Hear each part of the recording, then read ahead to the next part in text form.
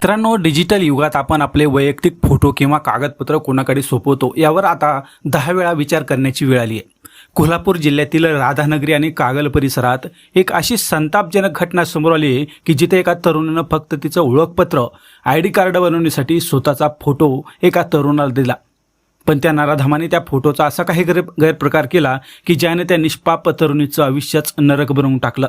आधी ब्लॅकमेलिंग, मग अश्लील व्हिडिओचा धाक आणि एकामागून एक 4 नराधमांनी केलेलं अमानुष छळ। पण जेव्हा ही सुजाण तरुणी पोलिसात पोहोचली तेव्हा मुरगुड पोलिसांनी अवघ्या 1 तासात असा काय चक्रव्यूह रचला की चौघांच्याही मुसक्या आवळल्या। कोल्हापूर जिल्ह्यातील राधानगरी परिसरात काल्पनिक नाव आपण वापरतोय शिल्पा नावाचं। ही राहते। शिक्षण झाल्यानंतर ती नोकरीच्या प्रयत्नात होती। त्यानिमित्त तिला बायोडाटा तयार करायचा होता, त्यामुळे ती एक ओळखपत्र बायोडाटा करून देते का याचा शोध घेत असताना तिला आदित्य बाजीराव शेटके नावाचा तरुण भेटला। आदित्यच्या मामाचा सोळांकूर येथे फोटोग्राफी व व्हिडिओ शूटिंगचा व्यवसाय आहे। मामाने हा व्यवसाय भाचा आदित्य याच्याकडे चालवण्यासाठी दिलेला होता। या व्यवसायाच्या निमित्ताने त्याची नेहमीच बाहेर फिरती असायची। याच दरम्यान आदित्यने शिल्पाची ओळख रणजित संभाजी मुधोळकर राहणार सोळांकूर यांच्याशी करून दिली। त्यांची भेट झाल्यानंतर शिल्पाने आदित्यला बायोडाटा आणि अधिकृत एक ओळखपत्र तयार करायचं असल्याचं सांगितलं होतं। त्यासाठी काही कागदपत्र आणि फोटो लागतील असं जेव्हा आदित्य सांगितलं त्यावेळी शिल्पाने काही फोटो दिले आणि काही फोटो आदित्य याने त्याच्या मोबाईलमध्ये शूटिंग करून घेतले। मोबाईलमध्ये फोटो काढल्यानंतर शिल्पा ही त्या ठिकाणाहून निघून गेली। जाताना शिल्पाने आदित्यचा मोबाईल नंबर घेतला होता आणि त्याच्या मोबाईलमध्ये तो सेव्ह देखील केलेला होता। त्याचप्रमाणे आदित्यने देखील शिल्पाचा मोबाईल नंबर सेव्ह केला होता। 8 दिवसात तुमचा बायोडाटा आणि ओळखपत्र तयार होईल असं आदित्यने सांगितलं होतं। त्यानुसार शिल्पाने 8 दिवस आदित्यच्या फोनची वाट पाहिली, पण आदित्यने काही फोन केला नाही। त्यामुळे शिल्पाने त्याला फोन लावला त्यावेळी आदित्यने सांगितलं की तुझं ओळखपत्र तयार झालंय, मात्र मुदाळ तिट्टा या ठिकाणी तुला यावं लागेल। त्याच्याकडे ते बनवण्यासाठी दिलेलं आहे, त्यामुळे तू मुदाळ तिट्टा याच ठिकाणी ये, त्या ठिकाणी तुझे ओळखपत्र मिळेल असं शिल्पाला आदित्यने सांगितलं होतं। शिल्पा ही घरातून बाहेर पडली। बाहेर पडल्यानंतर ती थेट मुदाळ तिट्टा या ठिकाणी पोहोचली। त्या ठिकाणी पोहोचल्यानंतर त्याची आदित्यबरोबर त्या ठिकाणी भेट झाली। आदित्यबरोबर भेट झाल्यानंतर आदित्यने त्याच्या मित्राला फोन लावण्याचं नाटक केलं आणि शिल्पाला सांगितलं की तुझं ओळखपत्र माझा मित्र मुरगुडला आहे, त्या ठिकाणी घेऊन गेला आहे, त्यामुळे आपल्याला मुरगुडला जावं लागेल।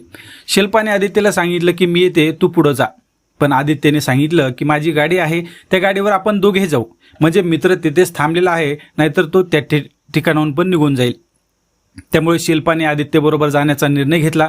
दोघे एकाच मोटरसायकलवर मुरगुडच्या दिशेने निघाले। मात्र मध्येच सुनसान परिसर लागल्यानंतर आदित्यने त्याची गाडी निर्जन स्थळी घेऊन गेला आणि त्या ठिकाणी गाडी जात असताना शिल्पाने प्रश्न विचारला, पण इथून शॉर्टकट लागतो असं आदित्य शिल्पाला सांगत होता। पण शिल्पाच्या मनात काहीतरी वेगळंच विचार येऊ लागले होते। ती घाबरली होती, काहीतरी वेगळं होणार असल्याची तिला चाहूल देखील लागली होती आणि नको तेच घडलं होतं। आदित्य आजूबाजूला पाहत होता, कोणी दिसतंय का याचा अंदाज घेत होता आणि शिल्पाला खाली उतरायला सांगितलं। शिल्पा घाबरलेली पाहून आदित्यने तिला पुन्हा घाबरण्याचा प्रयत्न केला। माझ्या मोबाईलमध्ये तुझ्याविषयी बरंच काही आहे, ते तुला दाखवायचं आहे आणि त्या मोबाईलमधली दृश्य त्याने शिल्पाला दाखवायला सुरुवात केली। ज्यावेळेस शिल्पाने त्याच्या मोबाईलमधलं दृश्य पाहिलं त्यावेळेस तिच्या पायाखालची जमीनच सरकली, कारण शिल्पाच्या फोटोची एडिटिंग करून आदित्यने भरपूर काही कटकारस्थान केलेलं होतं आणि त्या फोटोच्या माध्यमातून आदित्यने शिल्पाकडे शरीर संबंधाची इच्छा देखील व्यक्त केली होती। आदित्यने शिल्पाला धोका दिल्याचं तिच्याही लक्षात आलं होतं, त्यामुळे तिला आदित्यला विरोधही करता आला नाही। त्यामुळे आदित्यबरोबर शिल्पाने त्याच निर्जन स्थळी इच्छा नसताना देखील संबंध प्रस्थापित केले। तो दिवस शिल्पाच्या आयुष्यातील काळाकुट्ट दिवस निघाला होता। दोघेही पुन्हा मुरगुडला गेले। जो काही प्रकार झाला होता त्याविषयी जर कोणाला सांगितलं तर तुला आयुष्यातून बर्बाद करेल असं आदित्यने त्याला धमकी दिली। पण हे प्रकरण एवढ्यावरच थांबलं नाही, तर जो प्रसंग शिल्पावर बेतला होता त्यामुळे ती 3 दिवस हैराण झाली होती। ती करायला गेली होती एक आणि झालं होतं भलतंच। बरं झालं ते झालं, त्यामुळे शिल्पा ही शांत बसली। यापुढे तरी आदित्यशी संपर्क होणार नाही असं तिला वाटत होतं। मात्र 1 आठवड्यानंतर आदित्यने पुन्हा शिल्पाला फोन लावला आणि आपल्याला एका ठिकाणी भेटायचं आहे, तुला यावंच लागेल अशी धमकीवजा इशारा दिला। आणि आता जो काही प्रकार झालेला आहे त्याचे व्हिडिओ आहेत असं सांगून आदित्यने शिल्पाला ब्लॅकमेल करायला सुरुवात केली। त्यामुळे शिल्पाने मागचा पुढचा विचार न करता कोणालाच काही न सांगता आदित्यबरोबर लॉज गाठलं। त्या ठिकाणी तर आदित्यने कमालच केली. शिल्पा येण्यापूर्वीच त्याने कोपऱ्यामध्ये मोबाईल लपवून ठेवला होता. व्हिडिओची शूटिंग करणं सुरू होतं. तिथेही शिल्पा पुन्हा अडकली होती. लॉजवर संबंध झाल्यानंतर तरी आदित्य तिला सोडून देईल याची तिला अपेक्षा होती. पण जसा काळ पुढे जाऊ लागला त्यावेळी आदित्य मनाला वाटेल त्यावेळी शिल्पाबरोबर व्हिडिओ दाखवून संबंध करू लागला. जो काय प्रकार सुरू होता तो अतिशय भयंकर होता. जर शिल्पाने पहिल्याच वेळेस घरच्यांना अथवा पोलिसांना सांगितलं असतं तर वारंवार आदित्यबरोबर तिला संबंध करण्याची वेळ देखील आली नसती आणि आदित्यला देखील पहिल्याच वेळेला बेड्या ठोकल्या असत्या. पण आदित्यच्या धमकीमुळं शिल्पा हे सहन करत गेली. आदित्य एकटा होता तोपर्यंत ठीक होतं, मात्र आदित्यला आता त्याच्या मित्रांची देखील काळजी वाटू लागली होती.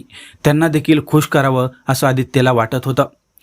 आदित्य इथेच थांबला नाही. त्याने वेगवेगळ्या लॉजमध्ये नेऊन तिचे छुपे चित्रीकरण केले, व्हिडिओ शूटिंग केली आणि अश्लील व्हिडिओच्या धाक दाखवून त्याने हे क्रूर कृत्य सुरूच ठेवलं. जोपर्यंत शिल्पा सहन करते तोपर्यंत आदित्यने मजा घेतली होती.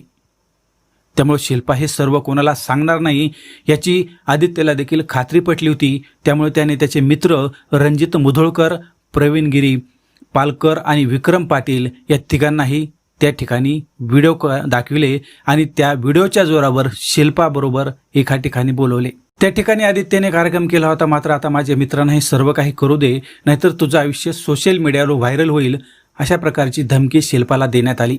त्यानंतर शिल्पा देखील तयार झाली आणि त्यानंतर आदित्यच्या मित्राने देखील अनेक वेळा शिल्पाबरोबर संबंध प्रस्थापित केले. हे चौघेजण आणि शिल्पा एकटी सर्वांना सहन करत होती. जो काही प्रकार सुरू होता तो एवढ्यावरच थांबणं गरजेचं होतं, पण शिल्पा प्रत्येक दिवशी या जाळ्यात अडकत चालली होती. हे सर्व झाल्यानंतर मित्रांना अपेक्षित काहीतरी वेगळंच होतं. त्यामुळं शिल्पाने ते सर्व करण्यात नकार दिला. त्यामुळे तिघांनाही तिला मारहाण केली आणि आम्ही सांगतोय तसंच तुला करावं लागल असं ते मागणी करू लागले. पण आता मात्र शिल्पा काहीच करायला तयार नव्हती. जर हे प्रकरण मिटवायचं असेल तर आम्हाला तू पैसे दे, अशा प्रकारची शिल्पाकडे ह्या चौघांनी मागणी केली होती. मात्र हे आता सहन करण्याच्या पलीकडे गेल्यानंतर शिल्पाने शेवटी धीर धरला आणि सोमवारच्या रात्री थेट मुरगुड पोलीस ठाणे गाठले. तिथे रडत रडत आपल्याबरोबर घडलेला हा सर्व भयंकर प्रकार तिने पोलिसांना सांगितला. गुन्हा अत्यंत गंभीर होता. मुरगुड पोलिसांनी प्रकरणाची संवेदनशीलता ओळखून रात्रीच तात्काळ विशेष पथके तयार केली.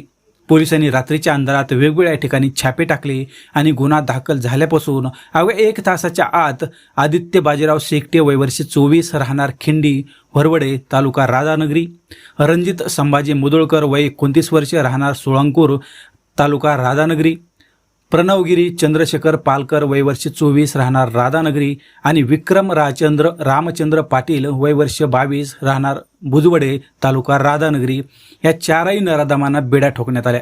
मात्र या प्रकरणी पीडितेने दिलेल्या फिर्यादीवरून मुरगुड येथील तलाव परिसर, गिरगाव, कात्यायनी, CBS कोल्हापूर परिसरातील लॉज येथे वेळोवेळी पीडितेवर बलात्कार करण्यात आलं. तसंच हे प्रकरण मिटवून देण्यासाठी आरोपीकडून पैशाची मागणी देखील होऊ लागली. या भीतीमुळे पीडितेने आदित्य शेटके, रणजित, प्रणवगिरी यांना काही रक्कमही दिली. तरीही विक्रम पाटील यांनी मात्र तरुणीला तू माझ्याशी लग्न केले तरच व्हिडिओ आणि फोटो डिलीट करतो असं सांगून छळ केला. गेल्या 6 ते 7 महिन्यापासून हा प्रकार सुरू होता. या धक्कादायक घटनेमुळे राधानगरी, कागल आणि भुदरगड तालुक्यात तीव्र संताप व्यक्त केला जात आहे. पोलिसांनी 4ही संशयित आरोपींना मंगळवार दिनांक 2 जून 2026 रोजी न्यायालयात हजर केला असता न्यायालयाने या चौघांनाही 6 जूनपर्यंत पोलीस कोठडी सुनावली आहे. या टोळीने आणखी कोणाला अशा प्रकारे ब्लॅकमेल केला आहे का याचा शोध आता मुरगुड पोलीस घेत आहेत. मित्रांनो, ओळखपत्र बनवण्याच्या बहाण्याने एका मुलीबरोबर असे क्रूर कृत्य करून लुटणाऱ्या या नराधमांना काय शिक्षा झाली पाहिजे आणि मुरगुड पोलिसांनी केवळ 1 तासात केलेल्या धडक कारवाईबद्दल तुमचं काय मत आहे कमेंटमध्ये नक्की सांगा. अशाच खऱ्या आणि सावध करणाऱ्या क्राईम स्टोरीज पाहण्यासाठी चॅनलला लाईक आणि सबस्क्राईब करायला विसरू नका. सुरक्षित रहा, काळजी घ्या. धन्यवाद.